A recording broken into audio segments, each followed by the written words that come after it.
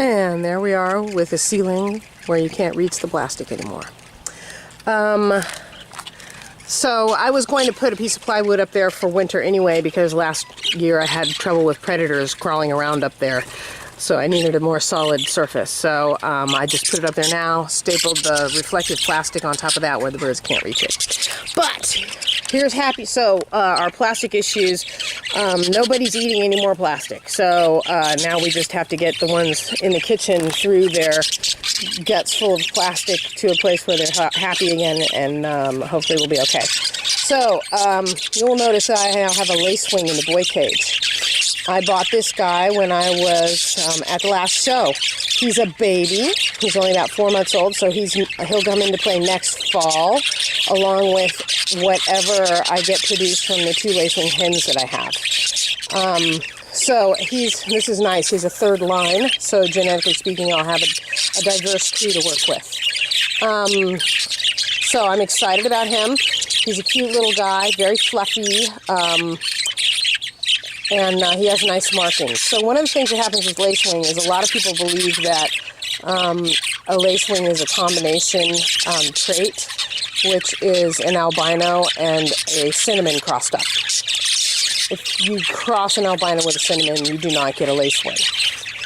That doesn't seem to make a lot of difference to them, but you know, it is what it is. So you get lacewings, and people say cross it with a cinnamon. And what happens is you combine 2 mutations that dilute the color. So pretty soon you have a lacewing who has very light cinnamon markings on its wings anyway, and then you add the cinnamon gene, which lightens it still further, and you end up with a bird that looks like an albino almost, because its markings are so light. So I'm not looking for that. I don't want albinos, I want lacewings. So I'm glad he has some nice markings on him that are a little darker. I'll be breeding my lacewings to normal birds. I hear if I breed them to birds with dark factors, that will make their yellow more vibrant, which is good. So I'm excited about him. Another new guy that I got is this guy right over here. No. There he is up there. He is a year old. He's an alternate male, so if anybody... my big plan for him is to breed him with Athena next spring. That's Athena. She's a nice bird with nice shape and good size, but she needs feather. He has feather. He's not small. He's not huge, but he's not tiny either. But mostly he has a nice big mask and some nice quality feather. It's kind of sucked in right now because it's hot. And he's clearly not used to the heat. Being from Washington, I can understand that. But the other purpose that he could serve is this breeding season, he could play an alternate male if anybody's male fails in the breeding shed. And now I have Dusty. After clearing him, he still has a wound, but it's largely healed, and definitely not infected after antibiotics. And I put him out here because he seems to do better in a smaller cage. I fear maybe someone was picking on him, and that's how he got the wound in the first place. So back here with the baby boys. They seem to like him, and he doesn't mind. So okay, so everybody else in here is looking pretty good. I have one more new bird that I got, a hen who's going to be playing alternate if any of my hens fail this breeding season.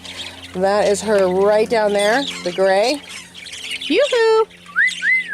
There she's looking up. She has wonderful feather. So here's one of the things, a lot of the guys that don't know anything about genetics will say, oh, you know, the babies take all their traits from the male, so it doesn't matter what the hens look like. Well, that's biologically impossible, let's just say.